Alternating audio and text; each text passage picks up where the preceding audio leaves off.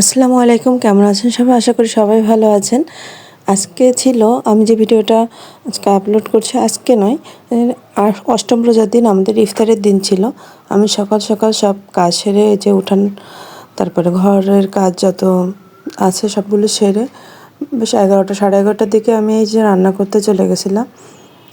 কারণ ওই দিনই হুজুরের খাবার ছিল। হুজুরের খাবার আমাদের ইফতারের দিন, কিন্তু বাড়িতে কোনো আয়োজন করা হয়নি। বাড়িতে শুধু যে হুজুরের জন্য যে খাবারটা দেওয়া হবে ওইটা রান্না করছিলাম, আর বাদবাকিটা বাজার থেকে বাবুর্চি দিয়েই রান্না করে নিয়ে আসা হচ্ছে।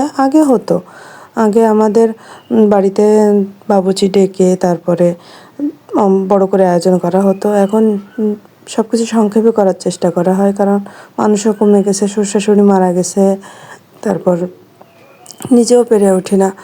বাচ্চা কাচ্চা সামলিয়ে নিজে করে একার হাতে সব কিছু করা সম্ভব হয়ে ওঠে না, অনেক কষ্ট হয়ে যায়। আর রোজা থেকে তো আরও কষ্ট হয়, নিজেদের নিঃশ্বাস ছাড়ার সময় পাওয়া যায় না। লোকজন অনেক থাকে, তাহলে হাতে হাতে করে সেগুলো কমপ্লিট করা যায়, কিন্তু সেটা আর সম্ভব হয় না। তাই বাড়ির রান্নাটুকু শুধু অল্প করেই করতেছিলাম হুজুরের জন্য।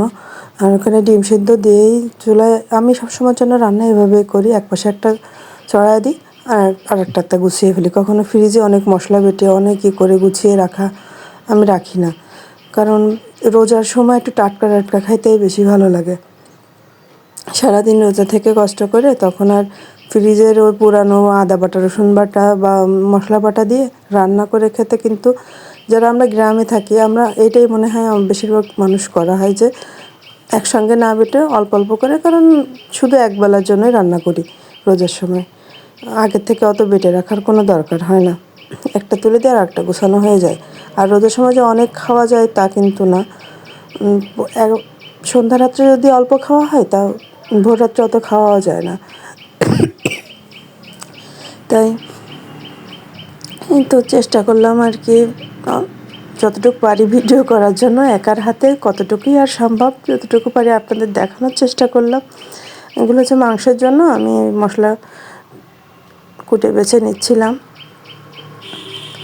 আর এতে হয় কি, আধুনিক যুগ তো, আগের যে মশলা পেশার এটা ছিল শিলপাটায় বাটা, একটু সময় নিয়ে, এখন ব্লেন্ডারে একটা দিলেই হয়ে যায় 2 মিনিটে বাটা। সব বেটে কুটে, আর আমরা হচ্ছে খিচুড়ি দিয়েছিলাম, গরুর মাংসের খিচুড়ি। আর প্রথমে হচ্ছে খেজুর দিয়ে ইফতারি করে তারপরে খিচুড়ি দিয়ে ইফতারি শেষ করানো হয়েছিল। তাই সেগুলো অনেক ভিডিও স্কিপ করা হয়েছে, অনেক সময় একটা অনেক লং হয়ে যায় ভিডিওটা, দেখতে আপনাদের কাছে ভালো লাগবে না হয়তো, সেজন্য যতটুকু পারি মানে সংক্ষেপে সারার চেষ্টা করি। আর আমার এভাবে ভিডিও যদি আপনাদের কোনভাবে দেখতে ভালো লাগে, বা লং ভিডিও ভালো লাগে না শর্ট ভিডিও ভালো লাগে, আমাকে অবশ্যই কমেন্টে জানাবেন। যারা কষ্ট করে আমার ভিডিওটা এতক্ষণ দেখলেন তাদেরকে অসংখ্য ধন্যবাদ। এবং যারা আমাকে মানে এখনও পর্যন্ত ফলো করেননি বা আমার ইউটিউব থেকে সাবস্ক্রাইব করেননি, তারা অবশ্যই আমাকে সাবস্ক্রাইব করে দেবেন। এই যে ফ্রিজ থেকে বের করে মাছটা কাটতে আমার খুব কষ্ট হচ্ছিল, কারণ ছাড়িয়ে পারছিল না। তারপরে যদিও গরম পানি দিয়ে বেশ কিছুক্ষণ আমি মাছটাকে চেষ্টা করছিলাম ভালো করে ধুয়ে করার জন্য। মাছ সবসময় আমি চেষ্টা করি গরম পানিতে ধুয়ে নেওয়ার জন্য। আর রাতে হয় কি, মাংস থাকলে বাচ্চারা আর মাছ খাইতে চায় না।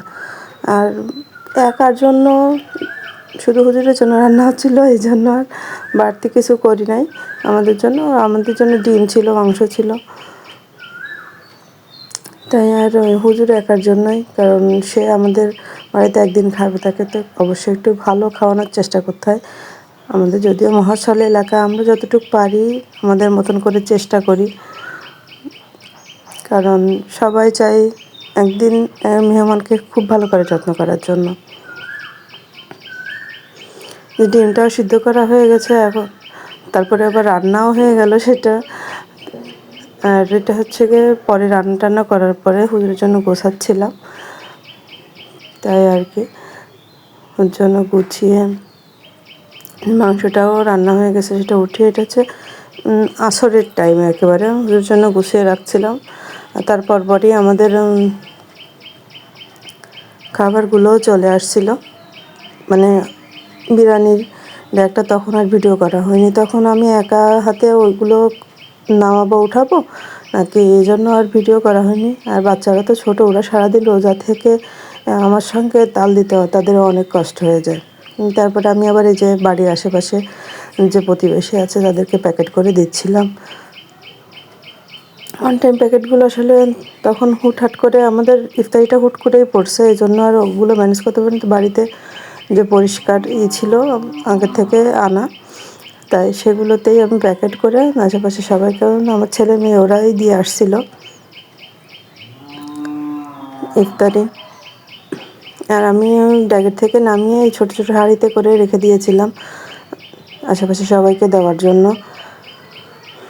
আর একা হাতেই প্যাকেট করে একা হাতেই সব কিছু করে দিয়েছি, কারণ এখন তো অল্পর ভিতরে, আর এটা আসরের পরপরই সব কিছু মানে ঝামেলার সঙ্গে সব কিছু হয়ে গেছে। মানে ওই সময়টা চাপ বেশি থাকে, এই জন্য যতটুকু পারছি সম্পূর্ণ হয়তো ভিডিও করতে পারিনি। সবাইকে প্যাকেট করে দিচ্ছিলাম। আমার ভিডিওগুলো যদি ভালো লেগে থাকে অবশ্যই লাইক, কমেন্ট এবং শেয়ার করবেন। আপনাদের ভালোবাসায় তো আমি সামনে এগোবো, এবং আমি কন্টেন্ট মনিটাইজেশন পেয়ে গেছি আপনাদের দোয়ায়। আপনারা সবাই দোয়া করবেন। আমার ছেলেটা ওদেরকে রওনা করে দিয়ে, সবাইকে দিয়ে আমি বাড়ির কাজগুলো সেরে নিচ্ছিলাম। এই যে গ্রামের বাড়ি তো, মুরগি আছে, আমার ছোট্ট একটা ফার্ম আছে, সেই ফার্মের কাজটাও করতে হয় আমার একার হাতেই। ওদেরকে দিয়ে মানে এখন তো বিকেলবেলা একটু ঠান্ডা ঠান্ডা পড়ে, তাই পর্দাগুলো নামিয়ে দিচ্ছিলাম।